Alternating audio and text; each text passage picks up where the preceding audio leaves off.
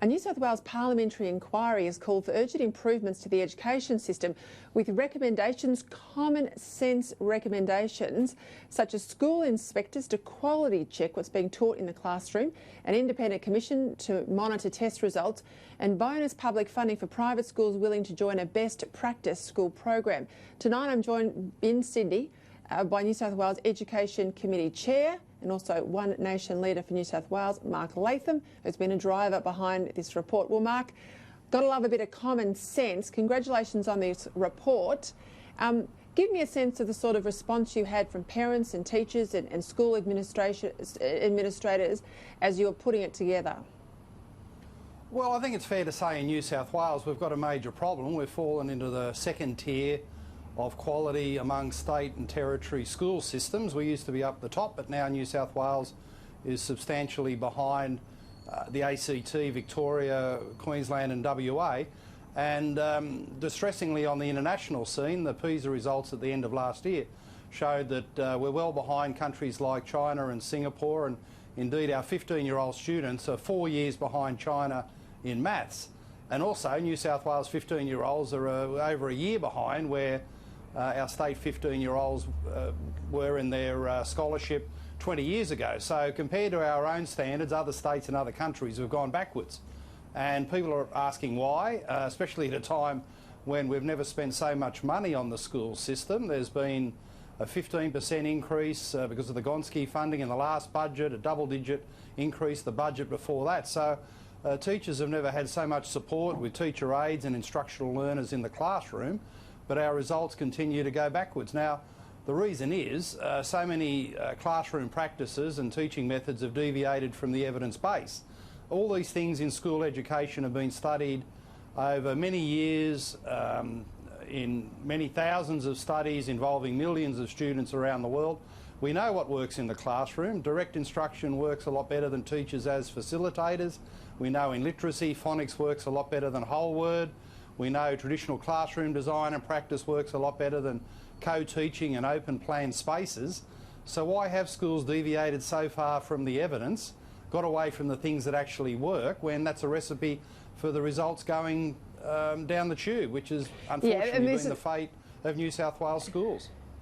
And this is because it's a lot easier to focus on the fads, to change the programs, to make it the Commonwealth or the state government's fault about money, than it is to hold individual teachers and teacher unions particularly to account, and for being big enough, I think, as a country to say the quality of our teachers as well as what they teach and the support from parents when kids go home has also got to be an important part of the equation. It's not just constantly change for change's sake. It's any wonder that there's no real ability to shift the dial on some of this stuff, Mark, and that we're going backwards at a rate of knots. Yeah, that's a good point about the quality of the university schools of education. Our inquiry heard evidence where the heads of those schools will say, oh, we teach a very broad menu, every possible teaching method we'll teach at university. And a lot of those new graduates arrive in the classroom very often in disadvantaged schools, not knowing what actually works. What's the teaching method?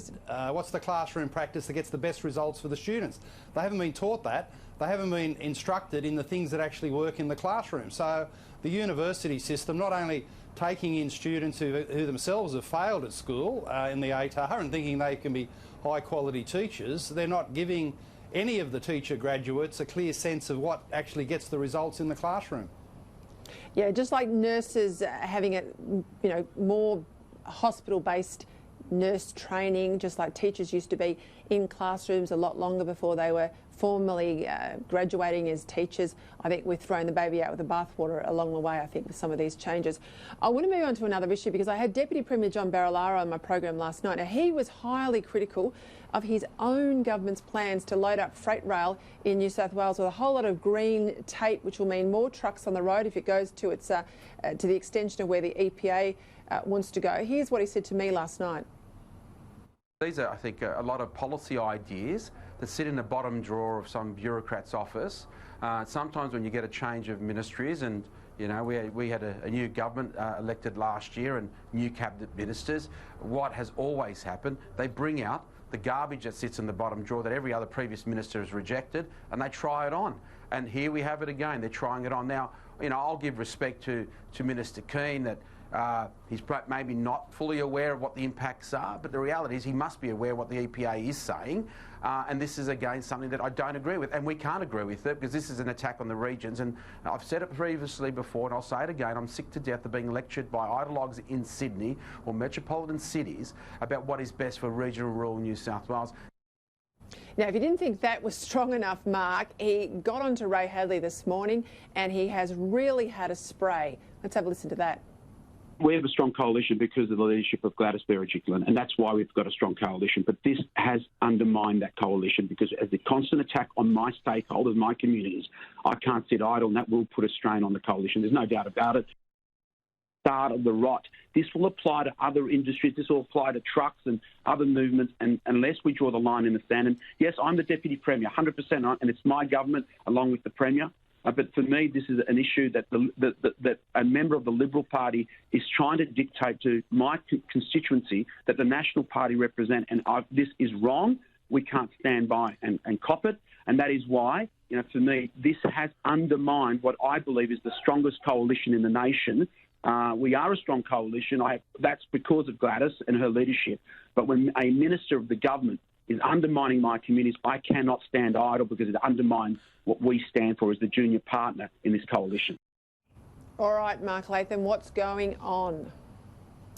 Well, there's a whole range of issues where you'd have to say the National Party are losing out inside the Berejiklian government, whether it's logging and animal grazing in national parks to mitigate the bushfire risk, whether it's water policy ripping up the failed Murray-Darling Basin Plan, whether it's John Barilaro's stunning statement that Matt Kean's emission reduction target would wipe out mining and agriculture in New South Wales, devastating our economy, or this latest dispute about freight. You know, it seems a very strange environmental agenda to put more trucks on the road.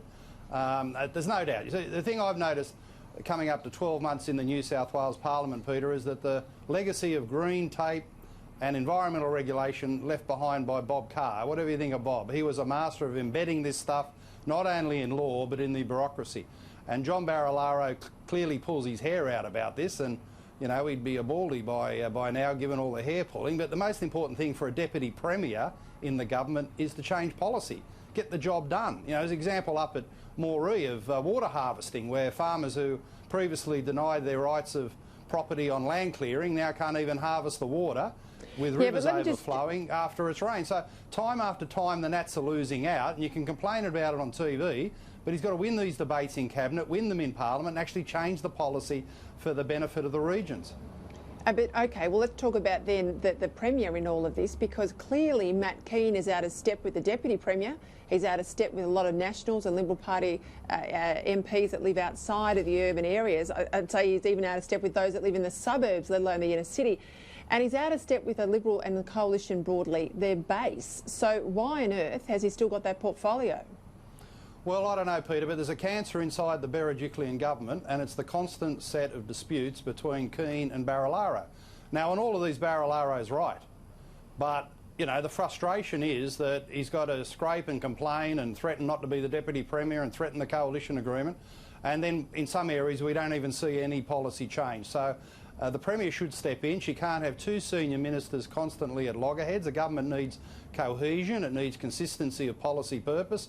All Matt Kean is doing is locking up Liberal Party votes on the lower North Shore, while the coalition falls apart politically in the bush, in outer suburban areas, in the regions, and the Premier shouldn't allow this to go on. I think Barilaro, one of his minions there, one of the National Party members suggested they should have someone from the regions in the environmental and energy portfolio, and I think that's right. People who actually know what's going on, sensible energy policy, sensible environmental regulation while encouraging economic growth. You'll only get that out of the National Party, and at the moment they're either losing these debates or having to be very frustrated in trying to win them.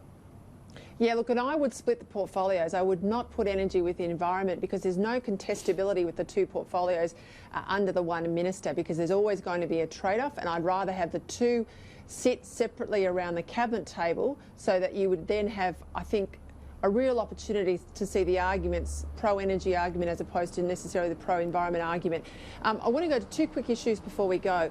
There's a move by the New South Wales government to seek to ban developers and anyone with a real estate sort of connection from local councils to avoid conflicts of interest over planning laws and other things. Should this happen?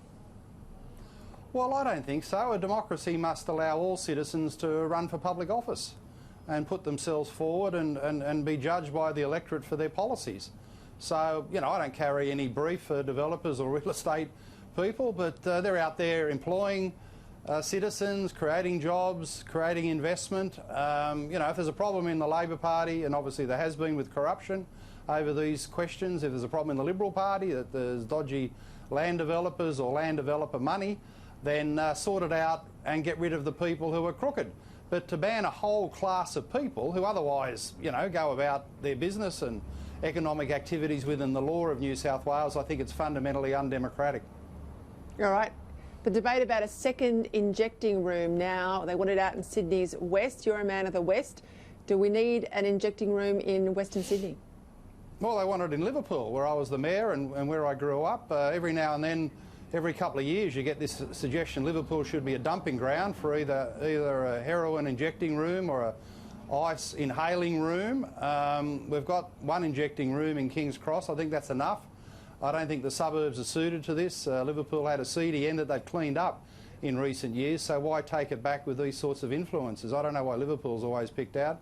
If the minister wants to do it, have a look at his own electorate. Absolutely, Mark Latham. Love the frank talk, love the common sense. Thanks very much, as always, for your time tonight. A pleasure. Thanks, Peter.